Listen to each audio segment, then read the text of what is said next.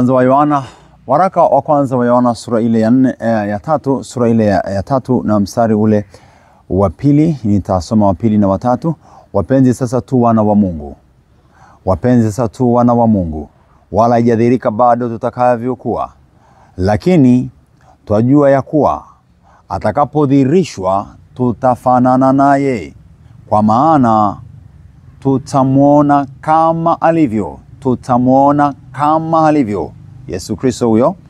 Na kila mwenye matumaini haya katika yeye hujitakasa kama yeye alivyo mtakatifu. Amina.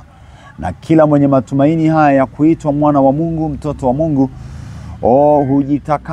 hujitakasa ili aendelee kuwa mtakatifu kama yeye aliyetufanya sisi kuwa wana wa Mungu alivyo mtakatifu. Aliyetufanya kuitwa wa Kristo, wana wa Mungu, taifa la Mungu, wateule wa Mungu, ni mtakatifu. Kwa kuwa ni mtakatifu, na sisi imetupasa kuwa watakatifu. Ninakutakia jioni nzuri katika siku unapomaliza hii Jumanne. Ukaimalize kwa nguvu na kwa furaha na amani, huku ukiendelea kujitakasa katika Bwana, kwa sababu umeitwa mtoto wa Mungu, Kristo, mwana wa Mungu mtakatifu. Endelea sasa kutakaswa ndani ya damu ya Yesu. Endelea kujazwa neno la Mungu, endelea kujazwa furaha.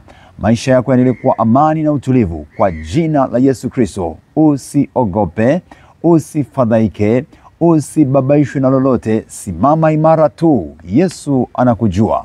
Wapenzi tu wana wa Mungu, na Bwana anakuja kututhibitishia na kulithibitisha hilo ajapo.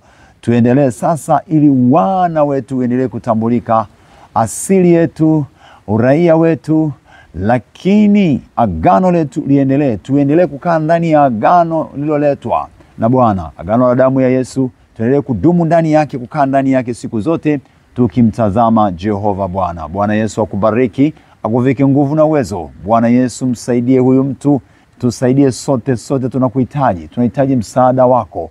Bwana ndiwe msaada wetu. Bwana ndiwe kimbilio letu. Tuvike nguvu na uwezo. Tuendelee kutembea katika mapenzi yako Baba. Tuvikwe na uweza wako siku zote. Tuyajue mapenzi yako siku zote. Tutembee katika hayo. Wewe ni mwema na mwaminifu. Naomba huyu aliye na udhaifu na hali ya uchungu na hali isiyo ya amani, naomba mjaze amani, nguvu za Roho na ulinzi wa kumzingire. Mtetee, mpiganie apate kushinda sasa kwa jina la Yesu. Shinda kwa jina la Yesu. Bwana akuletee msaada utokao patakatifu pake. Uendelee kusimama imara kwa ushindi katika jina la Yesu. Sema amina kwa Bwana, na iwe kwako milele. Amina.